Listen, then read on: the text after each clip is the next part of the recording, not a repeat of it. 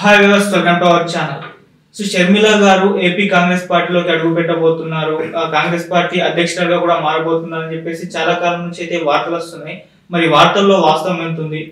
నిజంగా ఏపీ కాంగ్రెస్ పార్టీలోకి షర్మిల గారు చేరతారా? చేరితే ఎలా ఉంటుంది? సో ఈ అంశం మీద డిస్కస్ చేయడానికి ప్రజెంట్ మనతో పాటు సురేష్ కల్బురి గారు ఉన్నారు. వారితో ఒకసారి డిస్కస్ చేద్దాం. సార్ నమస్కారం. సార్ నమస్తే.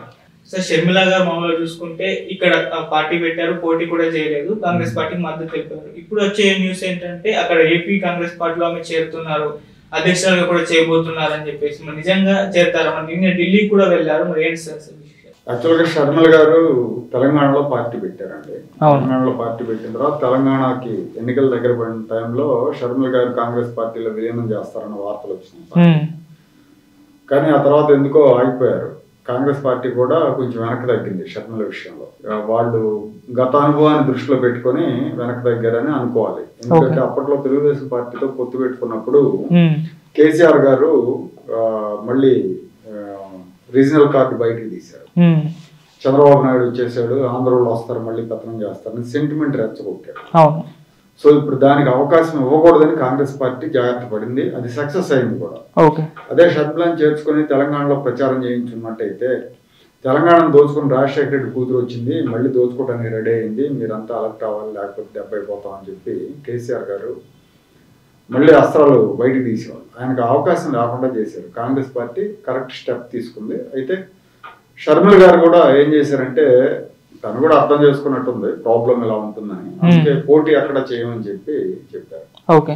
పోటీ చేస్తే చీల్చేది కాంగ్రెస్ ఓట్లు ఎక్కువ చీల్చే అవకాశం ఉంటుంది. ఎందుకంటే క్రిస్టియన్ ఓట్స్ కానీ లేదంటే రెడ్డిస్ ఓట్స్ కానీ ఇవన్నీ ఈసారి కాంగ్రెస్ పార్టీకి ఎక్కువ పడ్డాయి కాబట్టి. సో ఆవిడ ఆ రకంగా కాంగ్రెస్ పార్టీకి కోఆపరేట్ చేసింది అనుకోవాలి. ఇప్పుడు ఆంధ్రప్రదేశ్ విషయానికి వస్తే ఆంధ్రప్రదేశ్లో షర్మిల ప్రభావం ఎలా ఉంటుంది అనేది మీ ప్రశ్న. షర్మిల గారు కాంగ్రెస్ పార్టీలో చేరొచ్చు అనేది వార్తలు వస్తున్నాయి. ఆవిడకి ఆంధ్రప్రదేశ్ బాధ్యతలు అప్పచెప్తారు, ఆంధ్రప్రదేశ్లో ఎన్నికల ప్రచారం అంతా కూడా ఆవిడే చేస్తుంది అనేది ఒకటి వస్తుంది. ప్రస్తుతానికైతే ఆంధ్రప్రదేశ్లో కాంగ్రెస్ పార్టీ పరిస్థితి ఏమి లేదని చెప్పుకోవాలి. నాయకులు కూడా ఎవరు కూడా ఫేస్ వాల్యూ ఉన్న నాయకులు లేరు. ఇద్దరు పెద్దలు ఉన్నారు, తులసిరెడ్డి లాంటి వాళ్ళు, గౌరవనీయులు అలాంటి వాళ్ళు ఉన్నారు. కానీ బట్ జనాన్ని ఆకర్షించే ఇది వాళ్ళు ఎవరూ లేరు. సో ఇప్పుడు వాళ్ళకి అవసరం కూడా మంచి చరిష్మా ఉన్న లీడర్ అవసరం. షర్మిల ఎంతో కొంత రాజశేఖర రెడ్డి కుమార్తె కాబట్టి రాజశేఖర రెడ్డి మీద ఉన్న ఇమేజ్ కొంత షర్మిల తీసుకురావచ్చు. అట్లాగే జగన్మోహన్ రెడ్డి వైపు ఉన్న ఓట్ బ్యాంక్ని కొంత చేల్చొచ్చు అనే ఆలోచన కూడా ఉన్నట్టుంది కాంగ్రెస్ పార్టీకి. అంటే వాళ్ళ ఉద్దేశం ఏంటంటే ఈ ఎన్నికల్లో ఒక 10% ఓట్లు తెచ్చుకుంటే 2024 ఎన్నికల్లో పోయినసారి 1% అంత ఉంది, 2014లో కూడా అంతే ఉంది. అంటే విభజన, రాష్ట్ర విభజన తర్వాత ఆ పార్టీ దెబ్బతింది ఆంధ్రప్రదేశ్లో, అన్యాయం చేసిందనే భావన అప్పట్లో ఉండేది అందరికి. దానికైతే తగ్గింది అనుకోండి. వాళ్ళ ఓట్ బ్యాంక్ మొత్తం జగన్మోహన్ రెడ్డి దగ్గరికి వెళ్ళిపోయింది. సో పాత ఓట్ బ్యాంక్ ని వెనక్కి తెచ్చుకోవాలన్నా లేదా జగన్మోహన్ రెడ్డి దగ్గర నుంచి కొంతమందిని తెచ్చుకోవాలన్న నాయకుల్ని షర్మిల అయితే రాజశేఖర రెడ్డి కుమార్తె కాబట్టి ఖచ్చితంగా వస్తారు అనే నమ్మకంతో కాంగ్రెస్ పార్టీ ఉంది. షర్మిలకి జగన్మోహన్ రెడ్డికి ఎలాగో సత్సంబంధాలు లేవు కాబట్టి షర్మిలని ఈ విషయంలో వాడుకోవచ్చు అని కాంగ్రెస్ పార్టీ చూస్తున్నట్టుంది. అందులో తప్పేం లేదు. అదొక అడ్వాంటేజ్ కూడా అవ్వచ్చు.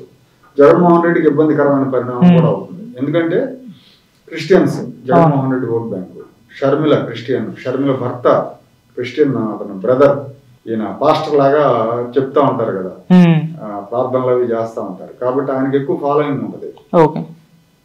సో అట్లా కొంత చీల్చే అవకాశం ఉంటుంది. అలాగే ఇప్పుడు వైఎస్ఆర్ కాంగ్రెస్ పార్టీలో చాలా మందికి టికెట్లు ఇవ్వమని చెప్తా ఉన్నారు జగన్మోహన్ రెడ్డి.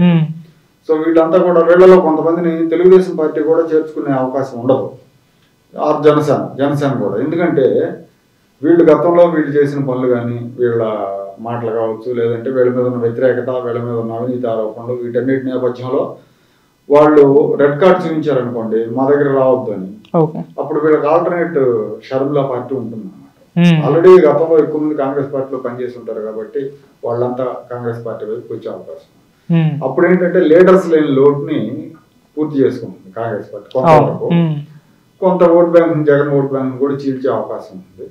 ఏదైనా కానీ షర్మిల వల్ల ఆ పార్టీకి ఉపయోగం ఆంధ్రప్రదేశ్లో, జగన్మోహన్ రెడ్డికి నష్టం జరుగుతుంది అని మనం అనుకోవచ్చు. ఓకే సార్, మొన్న లోకేష్ గారికి గిఫ్ట్ పంపారు కదా షర్మిల గారు, దీంతో ఒక్కసారి ఏంటి వీళ్ళ మధ్య సత్సంబంధాలు ఉన్నాయి, మరి కాంగ్రెస్ పార్టీలోకి చేరబోతుంది కాబట్టి ఖచ్చితంగా టీడీపీ పార్టీకి సపోర్ట్ చేస్తుందన్న వార్త కూడా బలంగా వినిపించా. మరి పొత్తు ఏమన్నా ఉండే అవకాశం ఉందా sir TDP, Janasena and Congress party? నాకు తెలిసినంత వరకు అయితే తెలుగుదేశం పార్టీ కాంగ్రెస్ పార్టీతో వెళ్ళదండి. వాళ్ళకి ఏంటంటే ఇప్పుడు కేంద్రంలో భారతీయ జనతా పార్టీ మళ్ళీ గెలుస్తుందని ఎవరైనా చెప్తారు. మనం 3 రాష్ట్రాలు గెలుచుకుంది కదా, మధ్యప్రదేశ్, రాజస్థాన్, ఛత్తీస్గఢ్. యాక్చువల్ గా ఆ 3లో 2 రాష్ట్రాల్లో కాంగ్రెస్ పార్టీ గెలుస్తుందని అందరూ అనుకున్నారు. అలా గెలుచున్నట్టయితే వాళ్ళ పరిస్థితి వేరేగా ఉండేది. అంటే జాతీయ స్థాయిలో కూడా ఇండియా కూటమి గట్టి పోటీ ఇస్తుంది, బీజేపీకి కష్టమే అనే భావన వచ్చేది. కానీ ఆ 3 బీజేపీ గెలుచుకోవటం మూలన మళ్ళీ ఈసారి కూడా 3వసారి ప్రధానమంత్రిగా నరేంద్ర మోడీనే గెలుస్తాడు, బీజేపీ గెలుస్తుంది అని ఎవరైనా చెప్పొచ్చు.